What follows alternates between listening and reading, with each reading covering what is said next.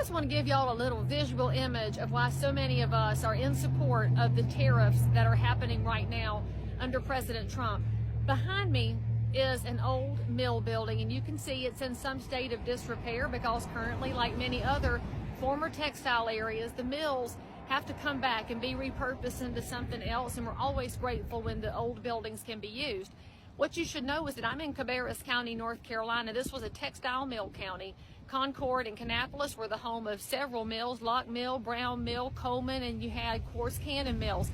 Many of y'all remember Cannon towels. They were the top of the line. You saw them in Belks and Ivies. They were the good towels. Well, what happened is when NAFTA got passed in 1994, we watched our textile business along with the furniture business from other parts of North Carolina get sucked over the border.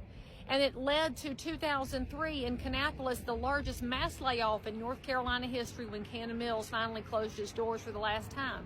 And if you wonder why all those workers didn't just go back to school, well, what if they didn't want to? What if they liked their manufacturing jobs, they liked their blue-collar positions, and they enjoyed doing what their parents and grandparents had done for so long? Honorable, hard work in the community where they were born and raised. I went to high school with people whose dream was to work at the mill after high school, just like their parents and grandparents had done. Nobody looked down on them. We just said, oh, all right, that's what you want to do, that's cool. But what happened is when we got rid of all the manufacturing jobs, suddenly everybody was told you have to go to college, but that's not for everybody. I want us to see an America which looks after jobs for every part of the economy and says, hey, if that's what you choose, let's find a way to do it well. Maybe then we would get out of this state of cheap consumerism where everything just has to be cheap, cheap, cheap.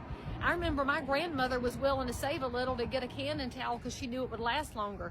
I sure wish the things I bought now would last more than 5 minutes. We can get back to that if we level this playing field and bring manufacturing jobs back to the U.S. So I support President Trump and tariffs because I've seen what happened to my community, and I've seen it happen to other communities around the country. Maybe, just maybe, the way we did it in the past wasn't always the worst.